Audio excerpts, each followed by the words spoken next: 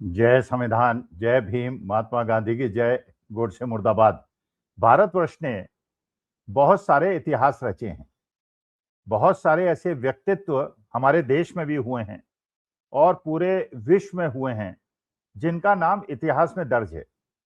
कुछ लोगों का नाम इतिहास में अच्छी तरह से दर्ज है, कुछ लोगों का बुरी तरह से दर्ज है, लेकिन दर्ज है।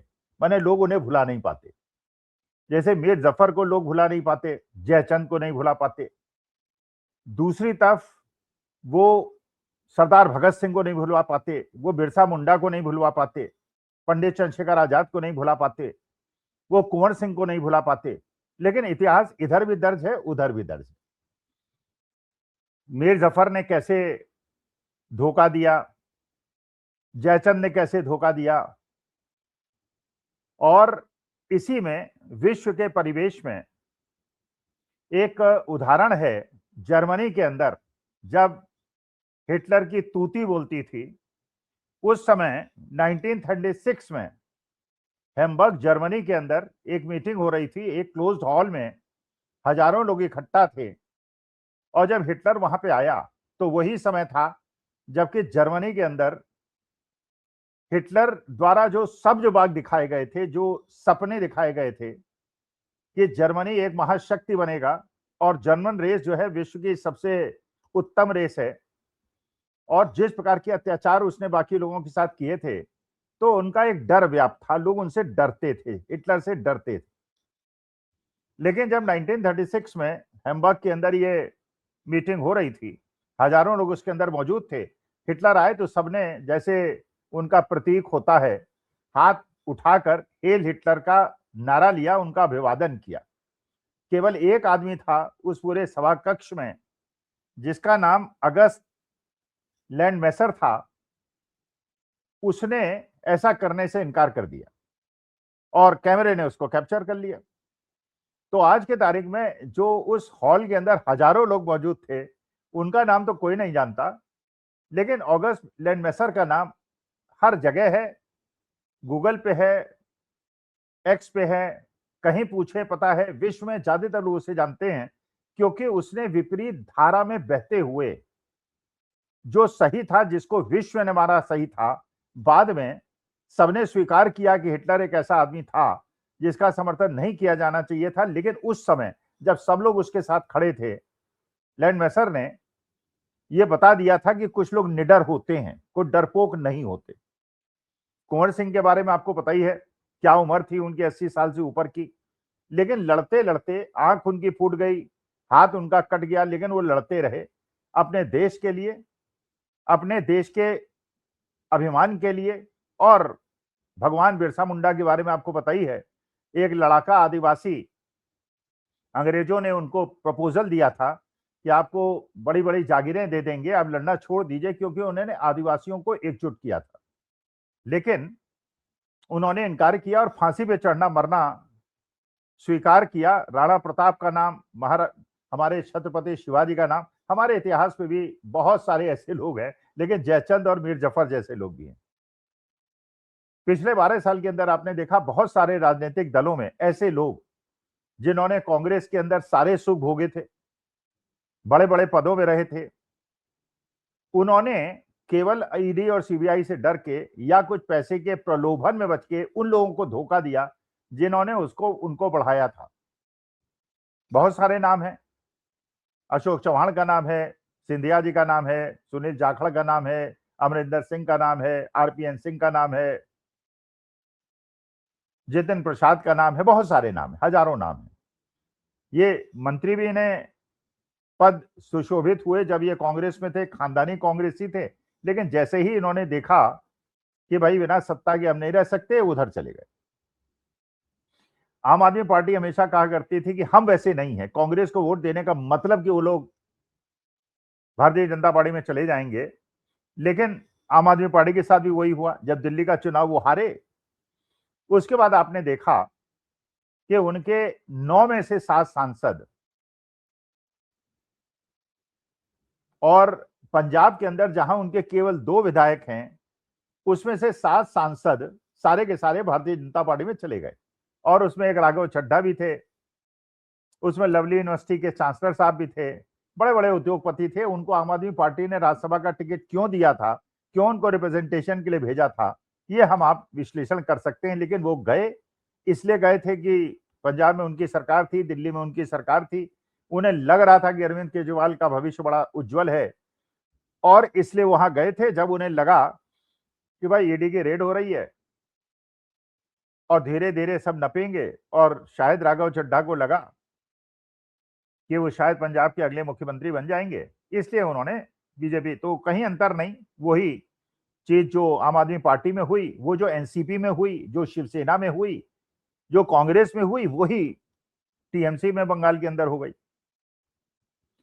टीएमसी भी टूटने लगी। टीएमसी के वो लोग जो कभी इलेक्शन नहीं जीतते थे, ममता बनर्जी के आगे आने के बाद वो चुनाव जीतने लगे।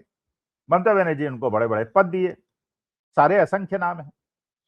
लेकिन जब ये इनके प्रकारेण बंगाल के अंदर बीजेपी जीत गई तो विधानसभा के सदस्य भी शिकायत करने लगे और मेंबर ऑफ पार्लियामेंट भी शिकायत करने लगे और ये शिकायत करने लगे कि साहब अभिषेक बनर्जी, तो अभिषेक बनर्जी को एक पंचिंग बैग बना लिया गया, जैसे कांग्रेस के अंदर राहुल गांधी को पंचिंग बैग बनाया गया है। किसी एक को पंचिंग बैग बना के और बहाना बना के जो भी member of parliament Mamata Banerjee को छोड़ना चाहता था, उन्होंने अभिषेक बनर्जी पे अटैक करना शुरू कर दिया और भारतीय जनता पार्टी के साथ चले गए। तो ये बात तो बिल्कुल पक्की हो गई, चाहे वो आम आदमी पार्टी हो, चाहे कांग्रेस हो, चाहे टीएमसी हो, या शिवसेना हो, या डीएमके हो, या एआईडीएमके हो, या अकाली दल हो, कोई भी हो, अगर सत्ता में आप नहीं रहेंगे और 2-3 बार आप सत्ता में नहीं रह पाएंगे तो लोग आपको छोड़ के चले जाएंगे। उनका मकसद केवल सत्ता में रहना है या अपनी संचित संपत्ति को बचाना है। तो हर आदमी तो लैंड वैसर नहीं होता, हर आदमी तो कुंवर सिंह नहीं होता, हर आदमी तो राणा प्रताप और भगत सिंह नहीं होता। बहुत सारे लोग उस शख्स की तरह भी होते हैं जिसको एक पार्टी वाले वीर कहते हैं, क्योंकि आपको पता है अंडमान के अंदर 7,000 कैदी थे और सारा दुख एक साथ भोग रहे थे। बहुत सारे ऐसे लोग हैं, मौत हुई, तड़प तड़प के मौत हुई, ब्लीड कर करके मौत हुई, लेकिन उन्होंने क्षमा नहीं मांगी। लेकिन एक व्यक्ति था क्षमा मांगी और जिसको आज एक पार्टी के लोग वीर कहते हैं।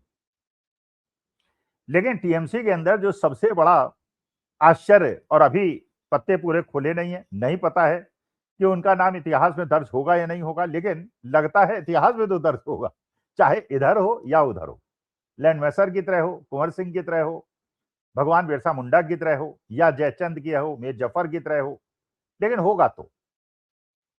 और वो नाम है जिसने मुझे भी बहुत ज्यादा प्रभावित किया था और मेरी बहुत सारी वीडियो में मैंने उनकी स्तुति गान भी किया था, वो सयोनी घोष का किया था। सयोनी घोष में मैं देखता था, मुलाकात तो मेरी कभी नहीं हुई, लेकिन मैंने जब उन्हें सुना मुझे लगा कि ये क्रांतिकारी युवा नेता है जो सेकुलरिज्म में बिलीव करती है, जो देश की एकता अखंडता में बिलीव करती है, जो तानाशाही के सामने खड़े होने का मादा रखती है। युवा नेत्री, कोई पॉलिटिकल बैकग्राउंड नहीं। ममता बनर्जी ने उनको चुना, सारे विरोधों के बाद चुना, यूथ वहां पे टीएमसी के यूथ विंग का उन्हें प्रेसिडेंट बनाया और यहां तक कि दूसरे मेंबर ऑफ पार्लियामेंट और बड़े बड़े लोगों को, जैसे महुआ मोइत्रा को उन्होंने हेलीकॉप्टर नहीं दिया, लेकिन सयोनी घोष को उन्होंने हेलीकॉप्टर दिए और हर जगह उन्होंने हेलीकॉप्टर से यात्रा की और स्टार कैंपेनर बनी, इसमें कहीं कोई डाउट नहीं है। और जिस प्रकार के उन्होंने भाषण दिए, जिस प्रकार से उन्होंने टीएमसी का प्रचार किया, मैं उसका प्रशंसक था। अच्छा, जब ये टीएमसी हारी और उसके बाद विधानसभा के लोग टूटे और लोकसभा के अंदर भी टूट की बातें होने लगी, अब ये प्रश्न आया कि क्या 28 में से 19 लोग टूटेंगे या नहीं। यह बड़ा महत्वपूर्ण प्रश्न था, क्योंकि 19 लोग टूटेंगे तभी दल बदल से बचेंगे और ये लोग भारतीय जनता पार्टी के साथ समझौता करके संविधान को बदल देंगे और हमारे देश के अंदर जो बची खुची संभावनाएं गरीब और मध्यम वर्ग की हैं वो खत्म हो जाएंगी, क्योंकि संविधान ही हम लोगों का एक प्रकार से रक्षक है।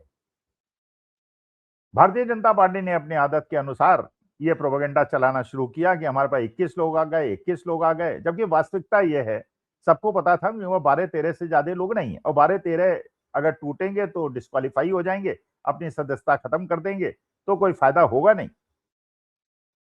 इसलिए इधर से भी दावे होते रहे, उधर से भी दावे। कुछ लोगों ने बहुत ज्यादा प्रभावित किया, शत्रुघ्न सिन्हा ने बहुत ज्यादा प्रभावित किया, कीर्ति आजाद ने बहुत ज्यादा प्रभावित किया और महुआ मोइत्रा ने बहुत ज्यादा प्रभावित किया। उन्होंने कहा, शत्रुघ्न सिन्हा ने कहा कि भाई जिस ममता बनर्जी ने मुझे एस्टैब्लिश किया और जो दुख में मेरे साथ खड़ी रही उसको मैं कैसे छोड़ दूं। और भारत मानस में आप जानते हैं इस चीजों को बड़ा पसंद किया जाता है। कीर्ति आजाद को लोगों ने पसंद किया जब उन्होंने प्रश्न उठाया कि सबसे बड़ा प्रश्न जो सायोनिक घोष की है, और भाई वो सायोनिक घोष जिसपे पूरी टीएमसी और युवा वर्ग को नाज था और जिन्होंने प्रचार भी बहुत अच्छा किया था, अगर वो टीएमसी में रह जाती हैं तब तो ठीक है, माना जाएगा कि वो योद्धा हैं लैंडमैसर की तरह, कुंवर सिंह की तरह। लेकिन अगर वो बीजेपी की तरफ चली जाती हैं, वो लेडी जो कि भारतीय जनता पार्टी में सबसे ज्यादा अटैक करती थी, तो इतिहास में नाम तो इधर भी दर्ज होगा उधर भी दर्ज होगा। फिर सायोनिक घोष के बाद देखिए, ये बात तो सही है कि टीएमसी के साथ जो रहेगा उसका अगले 4-5 साल बड़ा टफ होने वाला है, क्योंकि भारतीय जनता पार्टी उन्हें दबाने के लिए, उनको बेइज्जत करने के लिए हर काम करेगी। जैसे महुआ मोइत्रा ने बताया कि आज के तारीख में भारतीय जनता पार्टी की रणनीति क्या है। बड़े बड़े नेताओं को तो टीएमसी के वो ईडी से डराते हैं, पैसे से लुभाते हैं, और जो नीचे का कार्यकर्ता है, गांव का कार्यकर्ता है, कस्बे का कार्यकर्ता है, उसे जाकर वो बेइज्जत करते हैं, ह्यूमिलिएट करते हैं। और बेइज्जती ह्यूमिलिएशन से कुछ लोग टूट जाएंगे, कुछ लोग नहीं टूटेंगे। लेकिन एक बात और कही महुआ मोइत्रा ने जो बड़ी नोटेबल है, उन्होंने कहा ये जब होती है कोई आक्रामक सेना किसी गांव के अंदर या शहर के अंदर घुसती है, तो कुछ तो सैनिक ऐसे होते हैं जो मर्यादाओं का पालन करते हैं, लेकिन 90% सैनिक मर्यादाओं का पालन नहीं करते। और यही आज की तारीख में वहां बीजेपी गूंज के साथ हो रहा है या गेमजी वर्कर्स के साथ हो रहा है। कुछ तो मर्यादा का पालन कर रहे हैं, लेकिन बाकी क्या कर रहे हैं, महिलाओं का रेप कर रहे हैं, उन्हें मार रहे हैं, घर जला रहे हैं, ऑफिस जला रहे हैं। तो उससे एक आतंक का माहौल बन गया है और समाज के अंदर एक ऐसा रिपल्शन 1 महीने के अंदर भारतीय जनता पार्टी के खिलाफ हो गया जिसकी कल्पना किसी ने नहीं की थी। लेकिन उसे रोक पाना न शुभेंदु अधिकारी के लिए संभव है, न भारतीय जनता पार्टी के लिए संभव। अब सायोनी घोष या तो टीएमसी में रहेंगी, अगर टीएमसी में रहेंगी इसका माने उन्होंने बहुत बड़ा दांव खेला है, अपने व्यक्तित्व को प्रश्न चिन्ह में लाकर और बीजेपी सपोर्टर्स को एक ट्रैप में ले लिया है, जिससे उन्हें लगता है कि सायोनी घोष आ गई हैं और उसकी वजह से 19 की सीटें उनकी पूरी हो जाएंगी। लेकिन यह भी हो सकता है कि सायोनी घोष ने एक ट्रैप बिछाया हो कि मैं तो रहूंगी टीएमसी के साथ, तुम्हारे को गलतफहमी में रखूंगी कि जैसे सुजाता मंडल ने कह दिया कि मैं तो टीएमसी के साथ रहूंगी, जबकि उनके बारे में अफवाहें उड़ाई जा रही थी, शत्रुघ्न सिन्हा के बारे में अफवाहें उड़ाई जा रही थी। एक बहुत बड़ा मूल प्रश्न आई। लेकिन बात तो सही है, 19 की संख्या अगर हो गई होती और स्पीकर के पास नाम चले गए होते तो अभी तक सूत्रों के अनुसार वो डिस्क्लोज न होते, उनकी लिस्ट सिग्नेचर सहित बाहर आ जाती। और सुजाता मंडल ने कहा मैं तो दिल्ली गई नहीं, तो मेरे दस्तखत वहां पे मौजूद कैसे हो गए। इसका बारे जो अभिषेक बनर्जी पे आरोप लगाया वो आरोप भारतीय जनता पार्टी में भी लग सकता है। अगर सायोनी घोष अगर बीजेपी में जाती हैं तो उनकी उपयोगिता बीजेपी के लिए क्या है, अगर जाती हैं। वैसे मुझे अभी भी नहीं लगता कि वो बीजेपी में जाएगी, लेकिन अगर जाती हैं तो उनकी उपयोगिता क्या है। क्योंकि उनका एक स्टेटमेंट बहुत ज्यादा चर्चा में रहा था, जिसमें उन्होंने भगवान महादेव के बारे में एक ऐसी टिप्पणी की थी जो किसी भी हिंदू के लिए अच्छी नहीं मानी जाती। खैर बाद में उन्होंने क्लैरिफिकेशन दिया था, उन्होंने कहा था कि वो हिंदू हैं, पूजा पाठी हैं, हनुमान चालीसा भी पढ़ती हैं, सब कुछ करती हैं, लेकिन वो एक छूटा हुआ तीर था जिसे भारतीय जनता पार्टी ने बहुत ज्यादा भुनाया भी था और उसका बहुत ज्यादा नुकसान इस इलेक्शन में टीएमसी को हुआ भी। तो सवाल यह है कि अगर भारतीय जनता पार्टी सायोनी घोष को अपने साथ लेती है तो उसका कैसे बचाव करेगी। जैसे नरेश अग्रवाल ने विधानसभा के अंदर भगवान राम के और हनुमान जी के बारे में जो टिप्पणी की थी और माई मैया सीता के बारे में की थी। लेकिन चलिए, भारतीय जनता पार्टी के बाद गोदी मीडिया है, उनका आईटी सेल है, उसे दबा के ले गई। लेकिन सायोनी घोष को कैसे एब्जॉर्ब करेगी और उसे कैसे उस बात का जवाब देगी जिन्होंने महादेव के बारे में ऐसी टिप्पणी की। और साथ ही साथ आजकल आप देख रहे हैं राम जन्मभूमि मंदिर पे भी बहुत सारे घोटालों की बात हो रही है, चोरी की बात हो रही है, पैसा चोरी की बात हो रही है, आभूषण चोरी की। तो सनातन धर्म पे जितना ज्यादा आघात शायद नॉन सनातनियों ने नहीं किया, उतना ज्यादा तथाकथित राम भक्तों ने कर दिया है, ऐसा जनता के सामने आ रहा है। अब सायोनी घोष अगर टीएमसी में रह जाती हैं तो उनका उज्जवल मुझे लगता है बहुत, जैसे कहा भी कीर्ति आजाद ने कि वो लड़की है 31-32 साल की लड़की है, बोलती बहुत अच्छा है, नॉलेजेबल है, बड़ी अच्छी स्पीकर है। अगर वो टीएमसी में रह जाती है तो हो सकता है ममता बनर्जी के बाद she can be a leader of TMC and a voice of opposition. तो एक हमारे जैसे मैनेजमेंट में कहा जाता है रिस्क रिवार्ड रेशो, अगर आप ये करते हैं तो रिस्क क्या है, रिवार्ड क्या है, इधर रहते हैं तो रिस्क क्या है, रिवार्ड क्या है। अगर वो टीएमसी में रहती हैं तो रिस्क तो है, अगले 4 साल तो रिस्क है। पार्लियामेंट इलेक्शन 3 साल के बाद होगा, रिस्क तो है। लेकिन मेरे को ऐसा लगता है इस समय जो पब्लिक का रिस्पॉन्स है, जिस प्रकार से जेसीबी वहां पे गरीबों के मकान तोड़ रही है, हॉकर्स की दुकानें उखाड़ रही है, 2029 में जो लोग टीएमसी में रह जाएंगे वो फायदे में रहेंगे। तो 3 साल की रिस्क है और उसके बाद रिवार्ड है। और ये भी जैसे राहुल गांधी ने कहा 1 साल के अंदर भारतीय जनता पार्टी की सरकार गिर जाएगी, और लग रहा है क्योंकि जो हमारे यहाँ परेशानियां बढ़ रही हैं और बच्चों के साथ, युवाओं के साथ, किसानों के साथ, हॉकर्स के साथ, सबके साथ परेशानी तो है भारतीय जनता। वो चाहे अपना मीडिया हेडलाइन को बदल देती है इन सब चीजों को करके, आज एक राज्यसभा वाले ने छोड़ दिया, कल दूसरे ने छोड़ दिया, आज इसने रिजाइन कर दिया, कुल से। लेकिन मुद्दा यह है कि भारतीय जनता पार्टी के लिए आज के तारीख में सत्ता को संभालना एक हॉट पोटैटो की तरह हो गया, जिसको न पकड़ पा रही है न छोड़ पा रही है। और भारतीय जनता पार्टी में अगर वो जाती हैं तो रिस्क तो है, क्योंकि उन्हें कुछ मिलने वाला नहीं, ना तो राजनीति में उनको स्थान मिलने वाला है, पॉलिटिकल कैरियर उनका खत्म होने वाला है, और कुछ मिलने वाला इसलिए भी नहीं है कि वो उनका स्टेटमेंट को याद दिलाए जाएंगे जिसके अंदर उन्होंने भारतीय जनता पार्टी और सनातन धर्म पे इतना ज्यादा अटैक किया है। तो अब ये रिस्क रिवार्ड रेशो उन्हें देखना है कि अगर बीजेपी के साथ जाती हैं या टीएमसी के जाती हैं, इधर स्ट्रगल है लेकिन रिवार्ड बहुत ज्यादा की संभावना है, उधर स्ट्रगल नहीं है लेकिन रिवार्ड खत्म हो जाएगा, पॉलिटिकल कैरियर खत्म हो जाएगा।